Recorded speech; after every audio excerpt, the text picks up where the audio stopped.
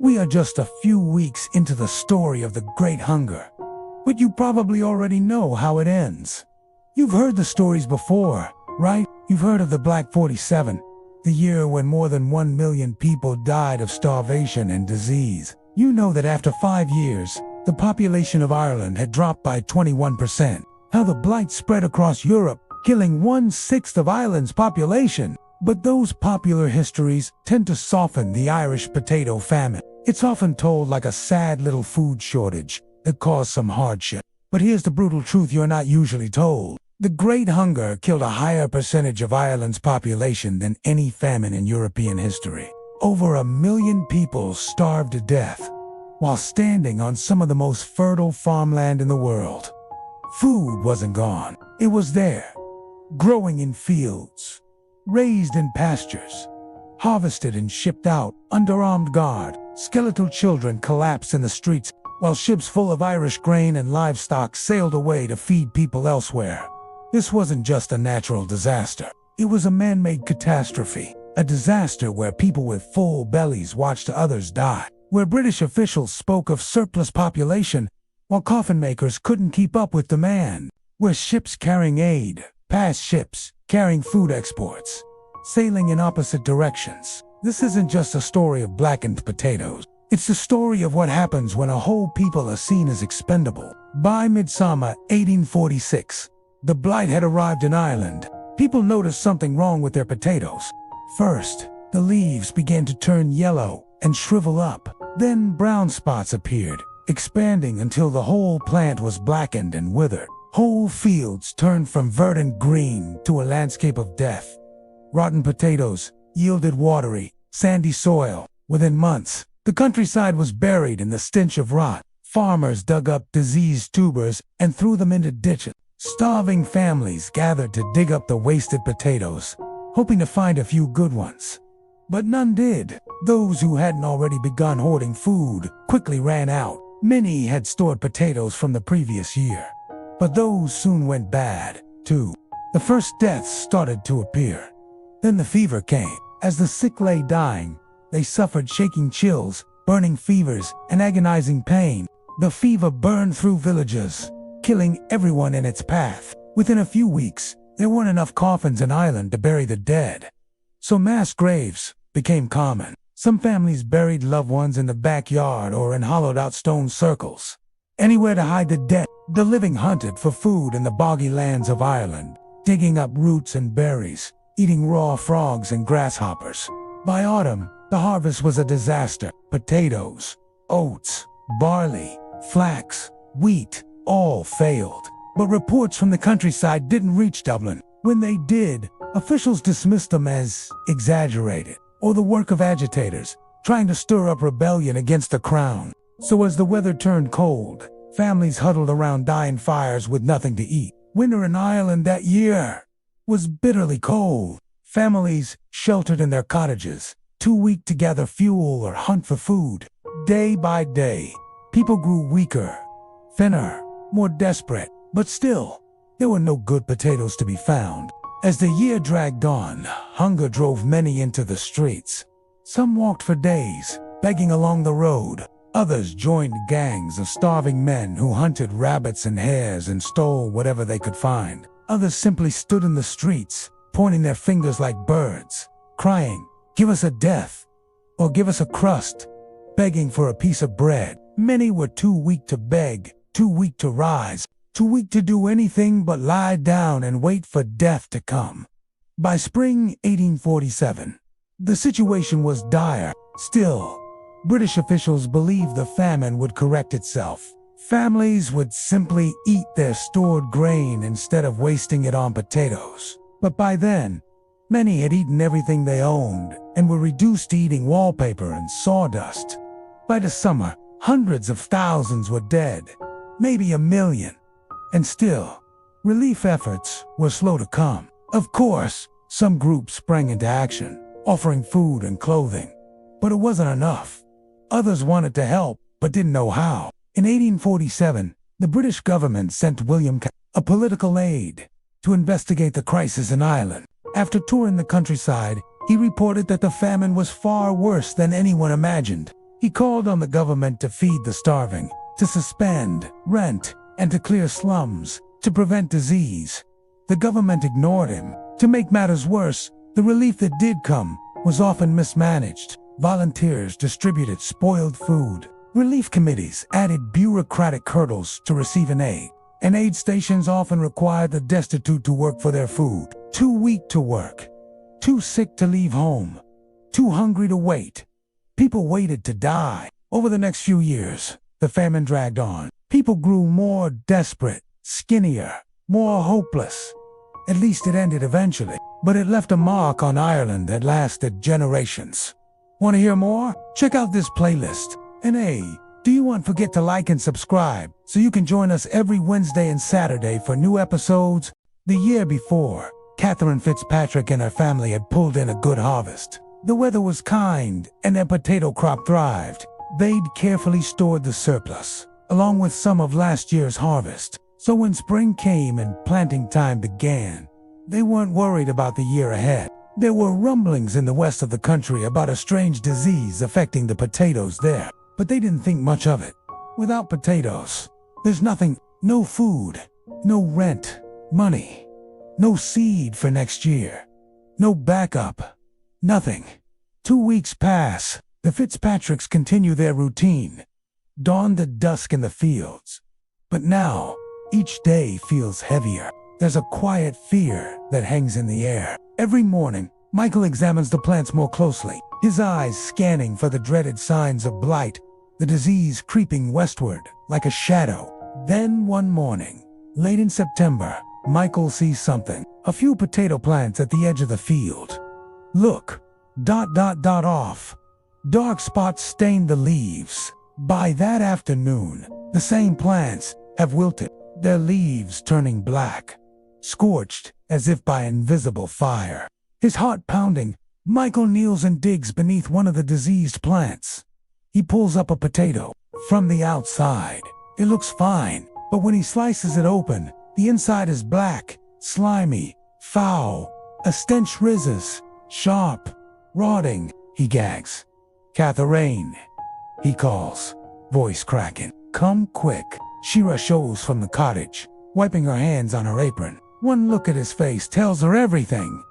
"Is it ... the blight?" she asks, already knowing the answer. Michael silently shows her the rotted potato. "It's here." Word spreads through the village like wildfire. By sunset, other families have found the same black spots. The priest, Father O'Malley, organizes a prayer vigil. In the small stone church, the villagers gather. Candlelight flickers on hollow faces as they whisper desperate prayers. "Let this cup pass from us, O Lord," Father intones. "Spare our crops, spare our children." But prayer alone can't stop the blight. It moves on the wind, through the damp soil. Within days, every field in the village is infected. The Fitzpatricks watch in horror as their entire harvest, their food, their rent, their survival rots before their eyes. "What will we do?" Catherine asks one night, her voice barely a whisper. The fire's dying low. The children are finally asleep. Their bellies are... Catherine's face, lit by orange glow, looks hollow with worry. Michael stares into the flames. He has no answer. His family has lived by the potato for generations. There has never been a plan B. What they don't yet know is that this is just the beginning, the first chapter of a disaster that will kill over 1 million Irish people and force 2 million more to flee their homeland. The Great Hunger, or N. Gortamor, in Irish, has begun. By October, nearly half of Ireland's potato crop is ruined. Reports reach London, warning of famine. But the British response is slow. After all, famines had come before. In 1739, 1740, 1801. And the country had survived. Why should this time be any different? Prime Minister Robert Peel quietly orders $100,000 worth of corn from America. A contingency plan, but he keeps it secret. He doesn't want to spook the market or create panic. Meanwhile, in County Mayo, the Fitzpatricks, like thousands of others, begin to ration what little they've saved. Some families boil nettles and wild greens with crumbling potatoes, trying to stretch each meal just a bit further. One day, Michael walks through the village on market day. He sees something that makes his stomach turn. Carts loaded with grain heading east toward the coast. "Even now," mutters an old man beside him, "grain's going to England, while our children starve." Michael nods slowly. There's nothing he can say. Everyone knows the grain isn't theirs. It belongs to the landlords. It's grown by hired laborers on the best land and sold off for profit. British soldiers escort the carts, their muskets slung over their shoulders. Their message is clear: don't interfere. As winter approaches, things worsen. The Fitzpatrick's meager savings are gone, spent on overpriced meal and grain. Catherine begins watering down their food. The children's faces grow thinner, their eyes dull. Sure, the eldest son speaks one evening. "Let me go to town, D.A. I'm strong. Maybe I can work the docks or the warehouses. Bring home a few coins." Michael shakes his head. "There's nothing for you there, son. Hundreds already looking, and they're being turned away." He doesn't tell Shaw the rumors that landlords are preparing to evict families who can't pay, that more than a few cottages have already been cleared. The winter of 1845 to 46 is brutal. Snow covers the dead fields, where blackened potatoes still rot under the surface. Inside the Fitzpatrick cottage, they huddle near the fire. Meals shrink to one a day, sometimes less. Catherine, ever resourceful, knows which wild plants are edible, which roots can be boiled into thin gruel. But even these are hard to find in winter. She starts selling what little they have: a copper pot, a woolen shawl that belonged to her mother, anything that can buy a handful of meal for the children. And still, the hunger grows. Why did the author compare the glisten of the river to a burn in the bog? How does it contribute to the meaning of the story? Well, if you found yourself asking questions like this while reading, then you probably read the star by which today's episode is based on. I really want to know if you've ever read the book, because I thought this was such an interesting detail. So I'd love to hear your thoughts. As the crops fail and starvation stalks the land, refugees start to flee rural Ireland for the cities. In Dublin, already overcrowded, people living in the slums bear the brunt of the newcomers. Michael knows that his family can't stay in Mayo much longer. If he doesn't act soon, his children will die. So he makes a plan. They're going to Dublin. Leaving feels like abandoning the past, like renouncing his heritage. He's only doing it because he has no other choice. In the morning, he tells Catherine, "We're leaving. There's nothing more for us here." Catherine understands. Her face, usually so full of life, is drawn and pale. "I know," she says quietly. She looks at the children sleeping in the next room. Their faces still innocent, untouched by the horrors that surround them. "Will they be all right?" she whispers. "I don't know," Michael replies honestly, "but we must try." That night, they leave Mayo, walking toward Dublin with only the clothes on their backs and a few precious shillings in their pockets. The journey is long and painful. Hunger and exhaustion sap their strength. Within days, Michael is too weak to walk. He collapses by the side of the road. The city's still far off. "I can't go on," he tells Catherine. "You must take the children on alone." "I'm sorry." He knows this may be goodbye. If Catherine and the children continue without him, there's no guarantee they'll survive. But it's better than dying here. Catherine bends down, her face breaking with grief. "No, we'll stay together," she says, helping him to his feet. She leans against him, drawing strength from her husband's slight frame. "We'll stay together," she repeats, though her voice shakes. Slowly, painfully, they move on, sustained by the hope of reaching Dublin. Finally, on the horizon, they see the spires of the great St. Patrick's Cathedral. Relief floods through Catherine just a little further. Then she sees something in the distance, a dark mass moving toward them, growing larger by the minute. People, hundreds of people, fleeing from something behind them, running pell-mell down the hill. Catherine calls out, "Look!" and the refugees who had paused to let them pass push on again, stumbling, falling, trampling each other underfoot. Before Catherine and Michael can react, they're caught up in the stampede. They stumble and fall, separated in an instant. Michael finds himself lying in the street, his ankle twisted at an unnatural angle. Catherine is gone. He cries out for her, but his voice is lost in a din. Pushing himself up, he limps to his feet and runs after her, calling her name. When the crowd parts before him, he sees her lying on the ground, her hand outstretched as if reaching for his. Her eyes are blank. She's dead, dazed with grief. Michael doesn't notice the people gathering around him until they begin to speak. "Good God! Look at him now," one says. "Starved to death." "Poor soul," says another. "Sure, he's only a young one, not much more than a child himself," says a third. "Let him come with us," says one of the women. "We'll take care of him." Michael doesn't hear their words. He only feels the crushing despair of losing Catherine. Days turn into weeks, weeks into months. Spring comes and goes, but the joy that normally accompanies it eludes the refugees.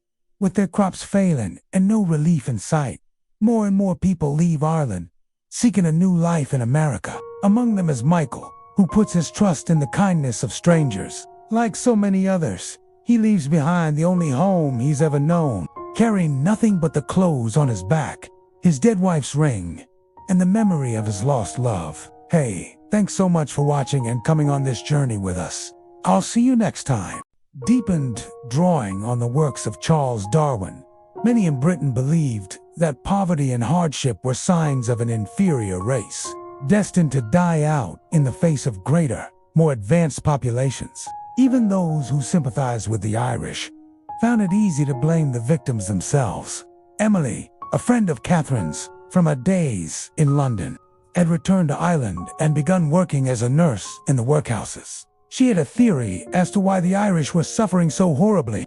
It was because they were too clean, she told anyone who'd listen. "We keep everything scrubbed and tidy. We wash our hands.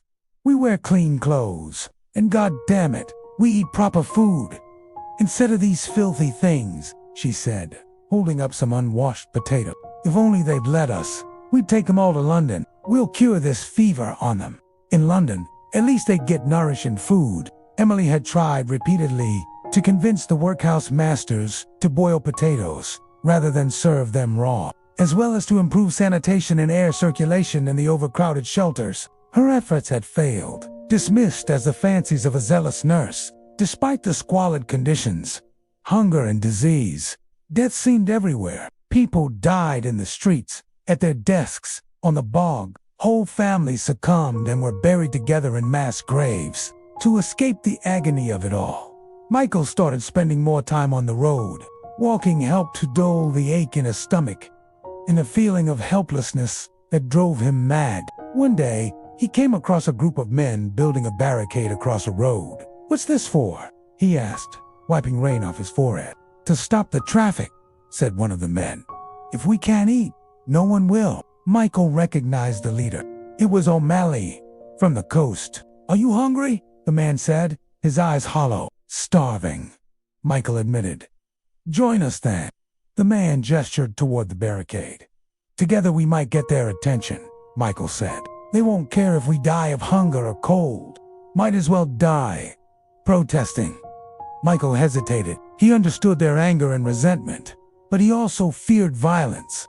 "I'll leave you to it," he said finally, backing away. As the men continued their work, Michael turned and walked back toward the village. There he met others, fleeing the workhouses, people too proud to accept charity or too sick to move. Everywhere he went, Michael saw evidence of a country collapsing. Famine, fever, and death were a deadly trinity, taking their toll on everyone, rich and poor. Death had come for the O'Malleys. On the way home, Michael passed their cottage. Mrs. O'Malley stood in the doorway, her face pale and drawn. "Is Liam gone?" Michael asked. He went to join the others. Mrs. O'Malley said, her voice flat. "Thought maybe we'd get some notice if we blocked the road. Said he'd bring home some food?" Michael felt a surge of anger. How could they stand by and watch as their children starved? Hunger clouded every thought. It made rational action impossible. Michael reached his cottage just as Shaw came out of the bedroom. The boy's face was streaked with dirt and his hair tangled. "You were gone a long time," Michael said quietly. "Where did you go?" Shaw looked down at his feet. "Looking for food," he whispered. Then, as if ashamed of his answer, he ran outside. Catherine stepped out beside Michael. "We need to leave," she said, her voice shaking. "It's getting worse." Michael knew she was right, but he didn't want to leave without Shaw. "Tomorrow, we go," he promised, kneeling beside his son. "But tomorrow, we stay together." That night, as Michael lay beside Catherine, listening to the rain lash against the roof, he wondered if their family would survive the ordeal whole. In the morning, they would leave Mayo and sail for Canada, but with what little money they had managed to scrape together, they would have to go alone. Any remaining family members would be left behind. Would they arrive in Canada to find their children, their cousins, their own parents waiting for them? Or would they be adding new names to the list of the missing? The list that grew longer every day, every hour. Michael closed his eyes, praying for deliverance, for mercy, for a miracle. But the only sound that answered him was the wind, moaning like a banshee through the skeletal branches of the hawthorn tree outside their door. As dawn broke, the clouds parted briefly, revealing a sliver of pale sunlight. The sky was still bruised with storm clouds, but there was a promise of calm after the day. Holding hands, Michael and Catherine watched Shaw and Bridget play in the meager light, chasing butterflies that danced in the damp grass. They didn't know it, but it was the last bright morning of innocence they would share as a family. Their departure loomed like a storm on the horizon, threatening to shatter their lives forever. When the inevitable moment came, they would cling to each other for support. They had no choice, but sometimes, even in the tightest embrace, one can drown. This story is part of the Hunger and Famine series. Click here to learn more about the Irish famine. His movement slow from weakness. Harrison stood outside, his coat buttoned against a cold, a walking stick in his gloved hand. "Fitzpatrick," he nodded curtly. "Mr. Harrison." Michael stood straighter, trying to maintain dignity despite his ragged clothes. "Have you news for us?" "I do." Harrison glanced past Michael at the family, huddled around the small fire. "Lord Ashworth has considered your proposal. He has agreed to provide passage to Quebec for your family, in exchange for immediate surrender of your tenny." Relief flooded Michael's face. "When would we leave?" "A ship sails from Cork in 3 weeks. You'll need to be there by then. I've arranged for a cart to take you to the port." Harrison handed Michael a folded document. "This needs your mark. It confirms you voluntarily surrender all claims to the property." Michael hesitated only a moment before taking the paper. He couldn't read the words, but he understood what it meant. They were officially homeless, but they had a chance at survival. As Harrison watched, Michael made his mark at the bottom of the page. A simple X that ended generations of his family working this land. "The cart will come for you in 2 weeks, Harrison said, taking back the signed document. "Pack only what you can carry. The passage will be steerage class, so prepare for basic conditions." Harrison didn't say. What he perhaps didn't fully comprehend himself was just how basic those conditions would be. The ships transporting Irish immigrants were often cargo vessels, hastily converted to carry human passengers. Conditions were cramped, sanitary facilities minimal or non-existent, and disease spread rapidly in the close quarters. But for now, the Fitzpatricks felt only relief. They had a way out, more than many of their neighbors could say that night as the children slept. Michael and Catherine talked in hushed voices by the dying embers of their fire. "Canada," Catherine whispered. "It's so far, Michael." He took her hand. "We'll make our way to Boston from there. Your brother will help us if we survive the journey." Her voice caught. "I've heard stories," she said, the words tumbling out. "They say their ships are terrible, that people die before they ever see land again." Michael had heard the same stories, but he squeezed her hand reassuringly. "We're strong, Catherine. We'll keep the children close. Keep them safe."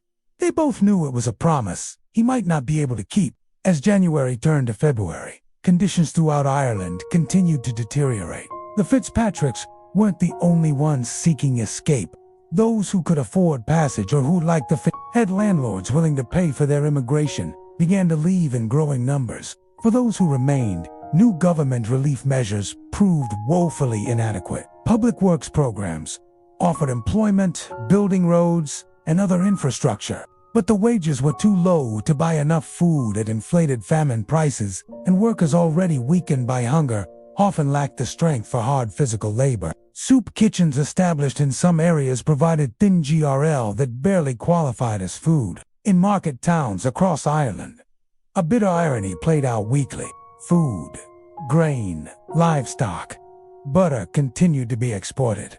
Even as local people starved, British troops often escorted the export carts to prevent the desperate from seizing the food. One such market day, a week before the Fitzpatricks were due to leave for Cork, Michael walked to the nearest town to buy supplies for their journey. The 10-mile walk, once easy for him, now left him exhausted, his body weakened by months of insufficient food. In town, he found a scene of growing desperation. People with sunken eyes and skeletal frames huddled in doorways or wandered aimlessly, some too weak to beg. Outside a bakery, a woman clutched a crying infant, her hand outstretched 4 coins that rarely came.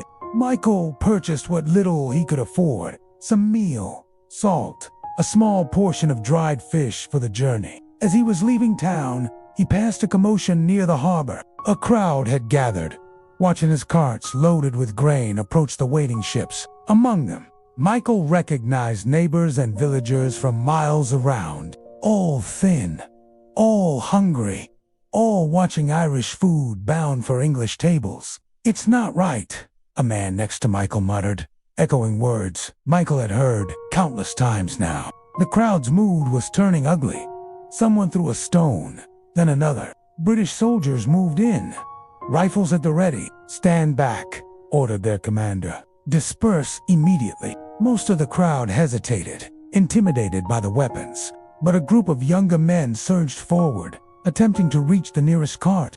The soldiers responded instantly, striking with rifle butts but Michael backed away, unwilling to risk injury when his family needed him whole. As he turned to leave, he heard a shot ring out, followed by screams. He didn't look back, quickening his pace despite his fatigue. Violence was becoming more common as desperation grew. Landlords and their agents were occasional targets, attacked on lonely roads by those they'd evicted. Food stores were broken into under cover of darkness. The social fabric was unraveling under the pressure of mass starvation. When Michael finally returned home, he didn't tell Catherine about the violence he'd witnessed. Instead, he focused on their preparations. In 1 week, they would leave the only home they'd ever known.